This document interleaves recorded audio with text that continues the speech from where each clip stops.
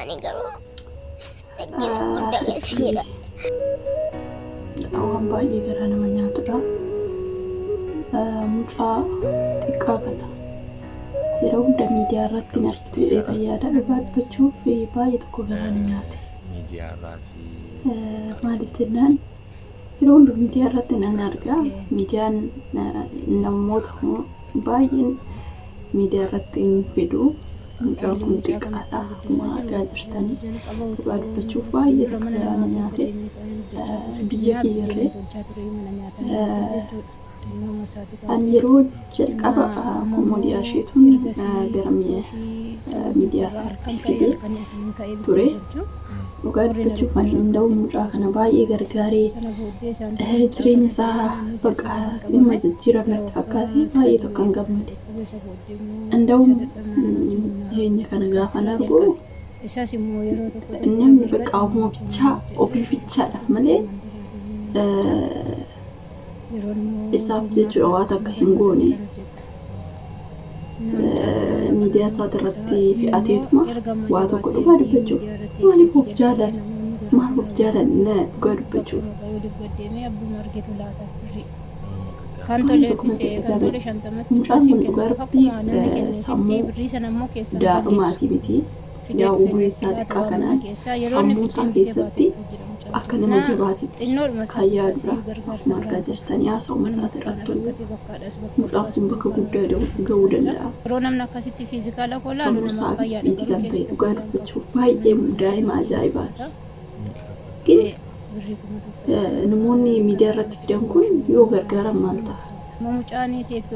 Miidiyaa irratti fiduun ofii bichaa faayidaa isaaniif qofa bichaa itti fayyadamanii ani bakka waan akka YouTube akka TikTok waan akkasittiin guddifatu isaaf homaa hin godhan. Hara cubbuudha dhugaa dubbachuuf baay'ee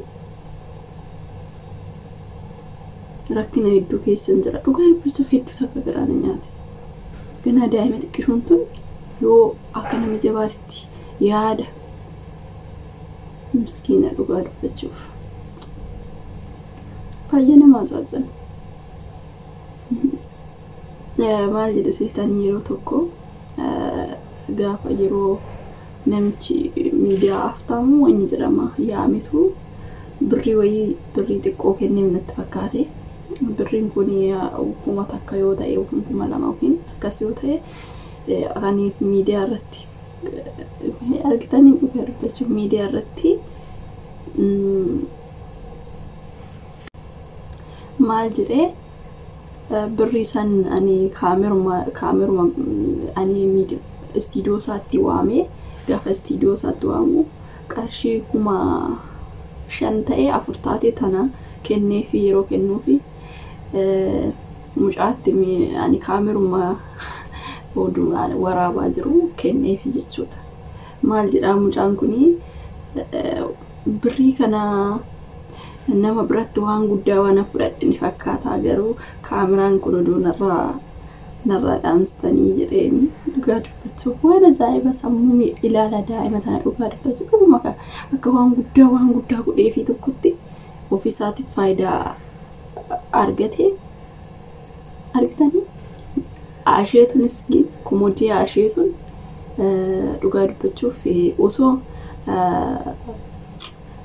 waan baay'ee dubbachuun gaarii miti. Miliyoona tokko torbee lama keessatti miliyoona tokko xiqqaa sagaleen kan ilaalame mucaa sun dhugaa dubbachuuf ajaa'iba mucaa ajaa'iba. Amaariffallee hin danda'a Oromiifallee hin danda'a. Mucaa ajaa'ibaati. Na isumarratti affeeree osoo maan godhini dhiise. Maal jechuudha dhugaa dubbachuuf hoo ijoollee akkana jajjabeessan maal ta'a? Warri miidiyaa irraa kun garuu hin argatu. Waan ajaa'ibaati bakka ofumaaf bichaa namti bichaan hin guddanna maaliif oduu jechuu baanne waan akkanaa waan hin jaalatu. Osuma beekuu inni faan ammoo wallaaleti miti ijoollee baay'eedhaan dhugaa dubbachuuf oduu yaa rabbi dhugaa baay'ee tokko na ajaa'ibe. Na mucaan kun rakkina guddaa keessa jira. Na gargaaradha kadhadheetan armee kiyyaaf biddeena bitaafi mana barumsaa ijoolleen waan gaarii gaafa na biraa uffattu armeentii waan hin qabneef ilaaltanii argitanii daa'im armeentii waan hin qabneef ishee hin cinquu jedha miskiin waaqumatu ganama eebbisee uume dhugaa dubbachuuf daa'imti tun kan namni jabaan yaadu kan namni jabaan dubbataa jira dhugaa dubbachuuf baay'ee kun ajaa'ibee እንግዲህ waaqayyo isaa guddisu imimmaan sammuu gaarii yeroo akkasitti boo'u baay'ee tokko dhugaa dubbachuuf namni akkana yookiin milkaa'aa yookiin kufaa'aa waaqayyoon immoo isaa guddisu isaa gargaaru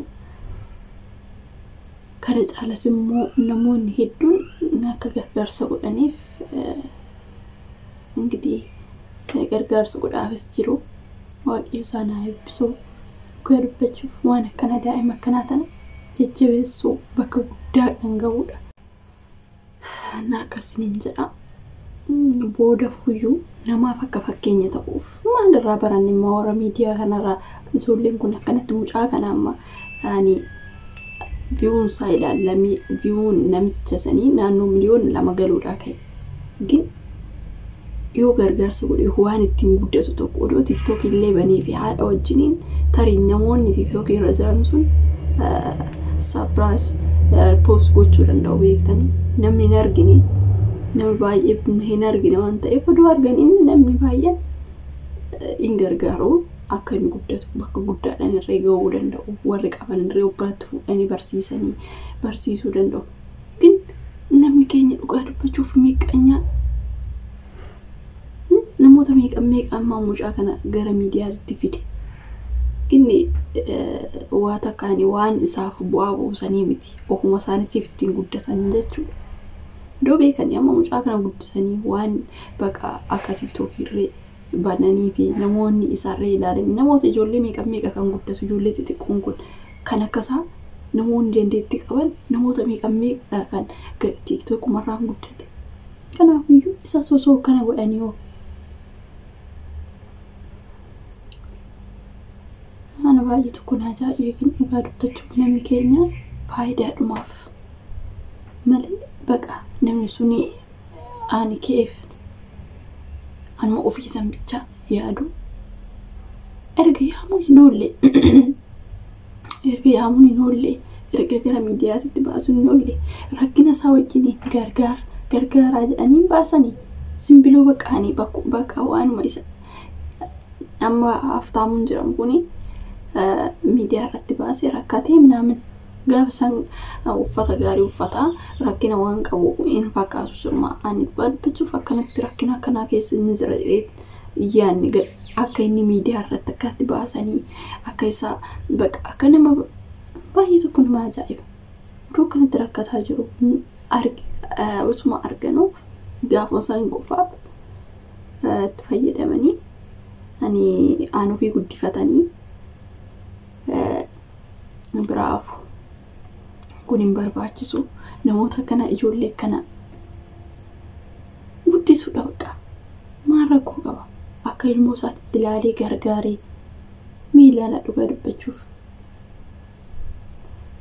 view yookiin immoo fooloodhaaf jecha guyyaa takkaaf qofa guyyaa takkaa fidee isa bakka jiru yoo hin beeku jechuudha nama akkana rakkataa yoo gargaaree yoo waaqa birattu hin tola namni qabu gargaaree maal ta'a ofiin gargaaree ni tarii gargaara oduu jedhe